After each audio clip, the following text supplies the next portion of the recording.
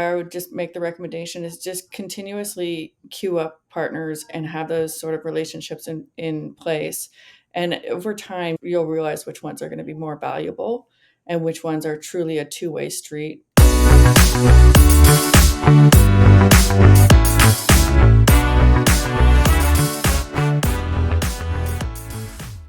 All right. Hey, everybody. Welcome back to Quickfire Marketing. I'm your host, E.T. Mac. Got a wonderful, super special guest today, CEO and founder of Expert Marketing Advisors, Courtney Kehl. Courtney, tell a little about yourself. Hi, ET. Yeah, no, thanks for the intro. Let's see, we founded Expert Marketing Advisors 7 years ago. Prior to that, I was just a serial startup. I'd go from one startup to the next and really focus on growth and acceleration. When they just continuously got acquired and made it over the finish line. So here, Expert Marketing Advisors was very natural for us to put together and start working with individual companies. Well, today's topic, it's something near and dear, something I think you always tell me from day one, it has been a priority. We're talking about partner marketing. So what specific role has partner marketing played in your overall growth strategy throughout the years and here at eMa? I would say that right from day one, partner marketing was a huge part of Expert Marketing Advisors' success. Partners in general and growing that network really allowed us to, kind of say yes to everything and, breathe in and breathe out together. Do you have any examples of successful partner campaigns you've run or have encountered in the past? Cisco and Viptela. Viptela was an SD-WAN company that got acquired by Cisco. In working with partners, we hosted a virtual summit. This was before the days of COVID, but really put those partners on the pedestal, let them tell the story and spotlight various use cases and different clients and customers of theirs, which ultimately led all roads back to Cisco. And it just kind of became that sort of, let's do this in North America, let's do this in Europe, let's follow the sunset and roll it out across all the different regions. What are some of the challenges you face then in scaling that up? So scaling it up is definitely tricky when you're in a large enterprise like Cisco. When it's smaller, you've got your hands on things and you can really develop those relationships. But I think as the organizations get bigger, they do have to be very conscious to make the effort in the relationships and keep everything very tight and everyone on the same page. So that's probably the biggest challenge is just coordinating and ensuring everybody understands goals and such. How do you do that with your partner? Because they're obviously not internal, right? So how do you keep them coordinated? The piece that partners, earlier stage partners, where I would just make the recommendation is just continuously queue up partners and have those sort of relationships in place. And over time, you'll realize which ones are going to be more valuable and which ones are truly a two-way street. They're giving as much love as you're giving them. And that's really kind of where the folks start separating between people that are just looking for reseller relationships versus like true back and forth type of relationship or a channel, developing a channel, I should say.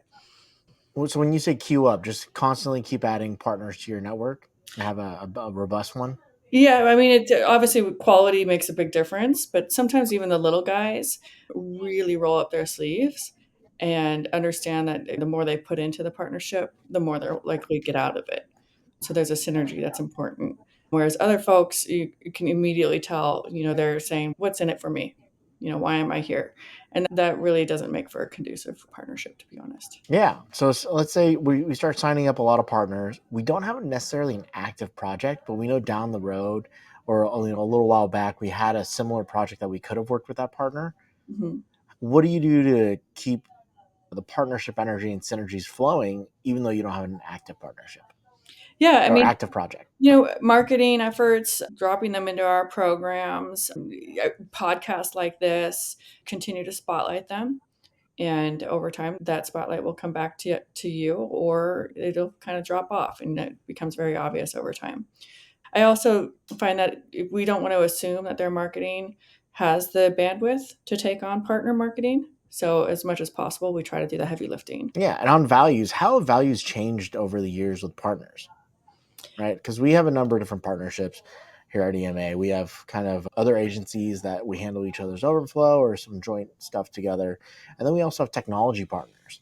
I think over time, the folks that used to believe that there was too much effort to put in for developing a channel, and they've been burned by Mhm. past partnerships in that it was really a one-way street. or they felt taken advantage of. I think that has really kind of trickled away. So if we're investing all this time into partnerships, a lot of people will talk about how they didn't have the best experience with partners. Right. What are some bad scenarios you've encountered, and how would you have gone back and navigated through that to make it maybe less of a bad scenario? Maybe it was, Yeah. there's no way out of that outcome, or else kind of pivot and like hand up, like, how do we make it better?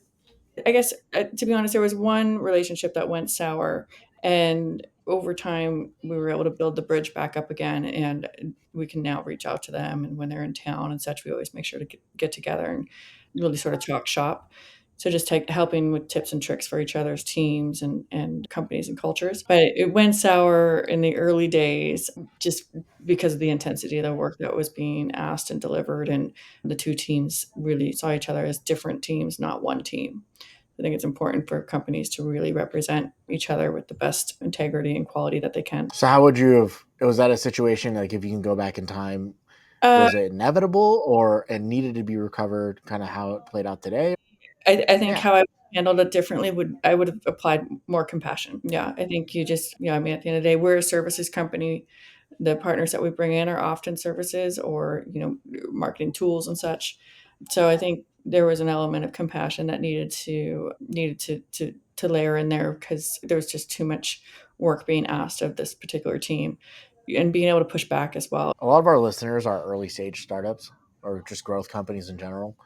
And more often than not, they find themselves on the smaller end of the partner totem pole Hmm. Hmm. or seesaw.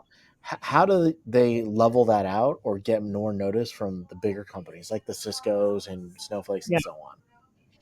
Folks always kind of have Amazon Marketplace, or they get a Zscaler partnership in place, or you name it. And it is tricky because now you've got the logo, but you don't really have the team and the effort and the momentum other than just sort of the nod with the logo. So it is as you grow, and again goes back to give more love than you get in the early days, and it does come full circle. Having the big logos, it's great, but really working with somebody that's rolling up their sleeves and doing the activities together and such is also makes a big difference. So it's just combining your efforts. It's almost like swimming together, just kind of keeping your eye on quality along the way too. So what can I do? Like if I'm like a Series A company and I want to work with a larger, enterprise super conglomerate kind of company, what can I do? What's like a good starter pack of like ways to approach it? Like what do I need? Yeah, I mean, a fair amount of that does come through, like the typical Amazon AWS marketplace is a sort of first step. Microsoft has a really Mhm. great partner program as well, and they really do open their doors. It takes effort on your end as a small company that's just stepping into it, but it's a good place to kind of get your feet wet as far as what they're looking for and the values that need to come to the table as a whole. Yeah, like some of the approaches we do internally. One of our major, or one in the industry, it's one of the biggest players for data intelligence. We're partnering with them, solution partner, meeting with their sales team, meeting with their customer success team, meeting with their teams and their marketing team in general, and have bi-weekly communications. We constantly talk. We're talking about deals. We're trying to find ways to get in. And we were originally brought in for one solution set. Now the conversation steered like, how do we get in through other means? Because I believe ultimately the solution we're supporting is kind of not their primary number one sales, like not the number one source of revenue. So we're linking to that as a stepping point.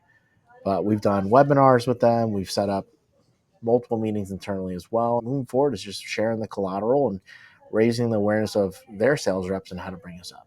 Yeah. Cool. Well, guys, I think we're at time here. It was great having you on, Courtney. Any final words? I'm in Austin now, but your weather looks beautiful there. I know you said it's hot, but it's 100 degrees here, so 80 degrees sounds great to me. But hopefully we'll see each other soon. Perfect. How come your background is fuzzy? It has a blur effect on it. I don't know why.